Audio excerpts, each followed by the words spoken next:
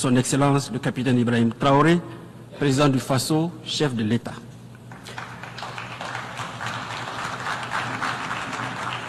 Le peuple burkinabé, qui a décidé d'affirmer et d'assumer sa souveraineté en mettant fin à son asservissement et qui a fait preuve d'une résilience extraordinaire, à l'instar de toutes les populations du Sahel, a compris l'enjeu et la portée de cette lutte et s'est mobilisé aux côtés de nos forces de défense et de sécurité. Avec ce soutien indéfectible, grâce au patriotisme, à l'ingéniosité, à la bravoure et à l'esprit de sacrifice de ses fils et filles,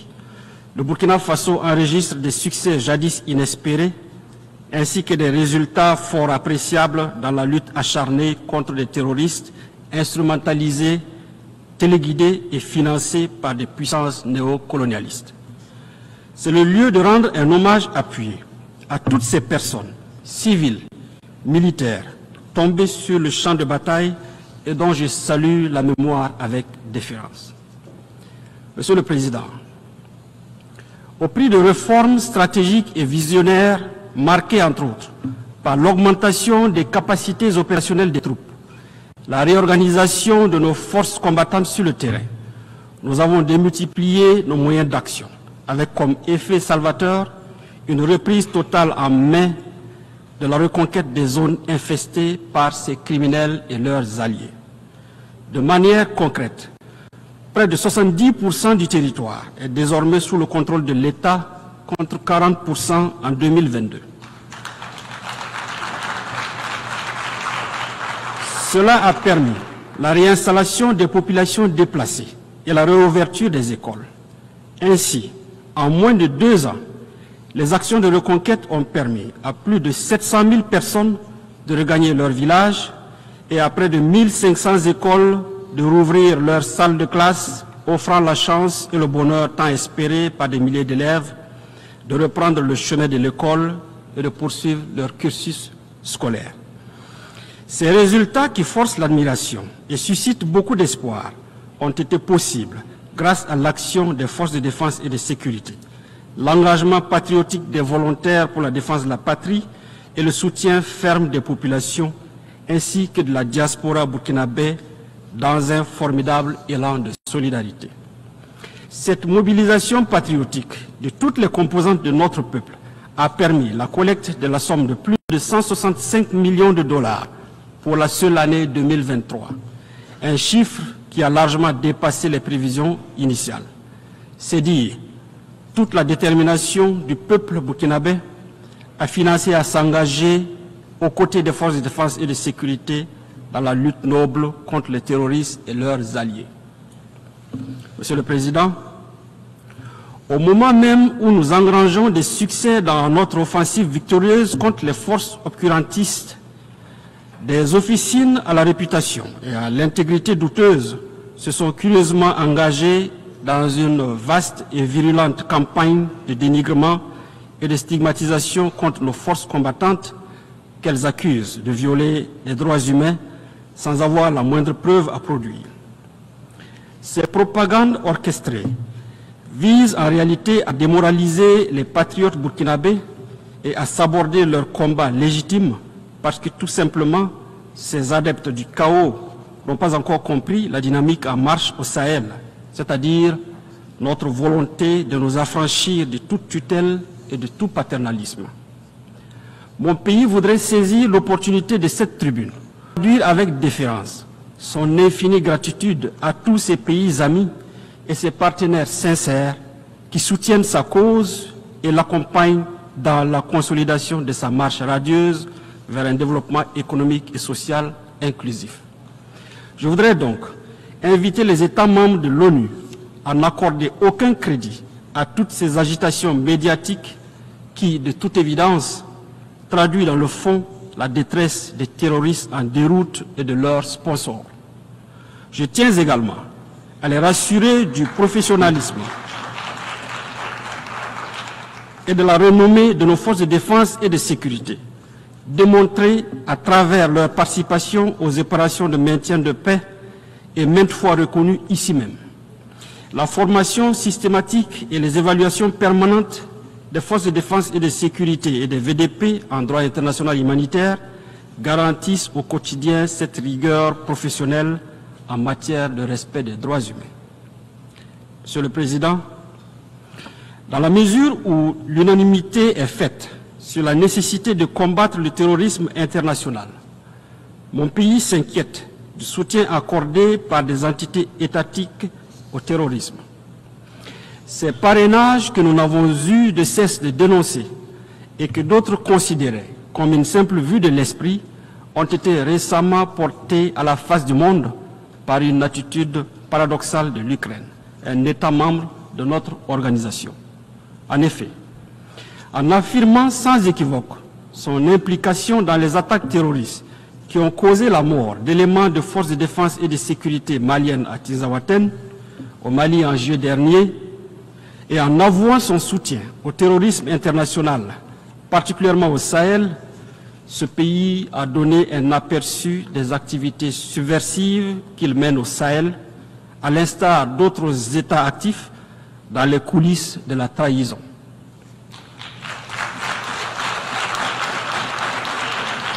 Nous réitérons notre condamnation ferme de ces actes d'agression et d'apologie du terrorisme qui violent la Charte des Nations Unies et les conventions internationales y relatives. Ces faits particulièrement graves sont révélateurs des velléités qui ont constamment jalonné l'histoire de notre continent, à savoir la balkanisation, les assassinats de leaders, l'ingérence dans la politique intérieure des États et la prédation comme but final. Les moyens pour y parvenir vont de la manipulation des élites nationales et des organisations régionales et sous-régionales à la perpétration de guerres par procuration, comme c'est le cas au Sahel, où l'Ukraine et d'autres pays financent et arment impunément des terroristes. Cette lecture, qui du reste trouve sa pertinence dans l'inquiétante prolifération des bases militaires dans notre sous-région, explique aussi la détention par les bandes criminelles d'armes sophistiquées et de dernière génération. Terrorisme de type nouveau, la stabilité et les fondements de nos États et de notre organisation sont compromises. Il urge donc d'engager des actions vigoureuses. Pour leur part, et s'agissant du cas de l'agression ukrainienne, les pays de la Confédération des États du Sahel en ont déjà saisi le Conseil de sécurité le 20 août dernier. Et nous attendons des réponses fermes à ce titre. Monsieur le Président, face aux impératifs sécuritaires du Sahel, le Burkina Faso, le Mali et le Niger ont décidé en toute souveraineté le 16 septembre 2023, à travers la charte du Liptako-Gourma, de la création de l'Alliance des États du Sahel.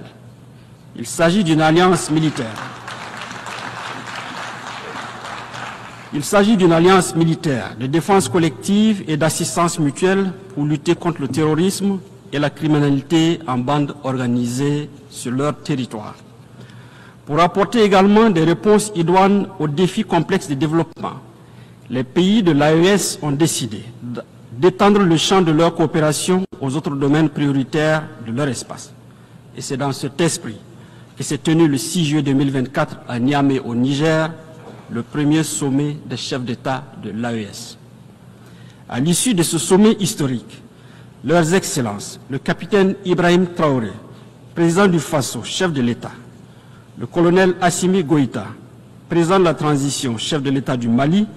et le général de brigade Abdraman Tiani, président du Conseil national pour la sauvegarde de la patrie, chef de l'État du Niger, ont adopté le traité portant création de la Confédération des États du Sahel.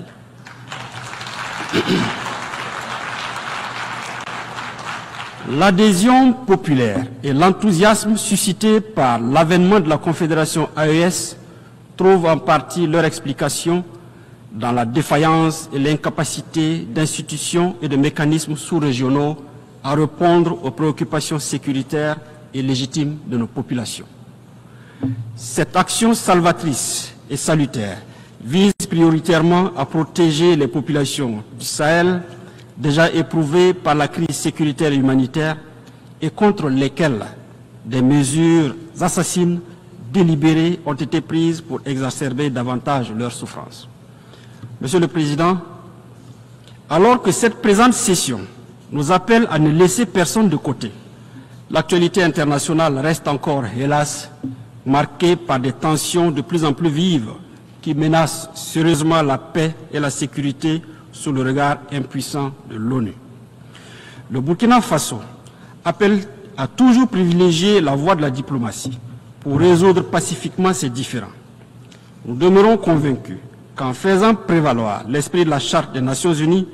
nous parviendrons à éteindre les foyers de tension, quelle que soit leur ampleur et où qu'ils se produisent, en Afrique, en Europe, au Moyen-Orient, en Asie ou en Amérique. Dans cet esprit, les Nations Unies, le Burkina Faso réitère son soutien au processus politique en cours au Sahara occidental, mené sous les auspices du secrétaire général des Nations Unies, en vue de parvenir à une solution politique mutuellement acceptable et négociée telle que recommandée par les résolutions pertinentes du Conseil des Nations Unies. Au Moyen-Orient, le Burkina Faso réaffirme sa solidarité aux populations palestiniennes qui vivent un drame sans précédent. La solution à deux États, Israël et Palestine, vivant en paix et en bon voisinage, demeure l'alternative objective que le Burkina Faso continue de soutenir. Notre acceptation de la Palestine comme État membre de l'Organisation des Nations Unies s'inscrit dans cette logique. Monsieur le Président, source de souffrance indicible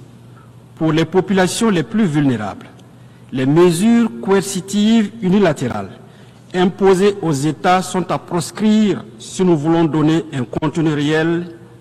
et objectif à l'objet de la présente session. C'est pourquoi nous appelons à la levée immédiate des sanctions économiques, commerciales et financières imposées à certains États qui n'ont pour seul tort que la paix pour leur peuple. C'est le cas de Cuba. C'est aussi le cas de la République bolivarienne du Venezuela, du Nicaragua, de l'Iran et bien d'autres pays. Sur le chapitre des questions de développement, le Burkina tient à rappeler que, quelle que soit leur pertinence, les engagements pris ici aux Nations Unies n'auront aucune chance de succès sans la bonne foi et l'implication de tous. S'agissant de la réforme de notre organisation, il est temps que le continent africain puisse participer de plein droit au Conseil de sécurité de l'ONU, conformément à la position africaine reflétée dans les consensus qui l'ont porté. Cela permettra de consacrer le caractère universel de l'ONU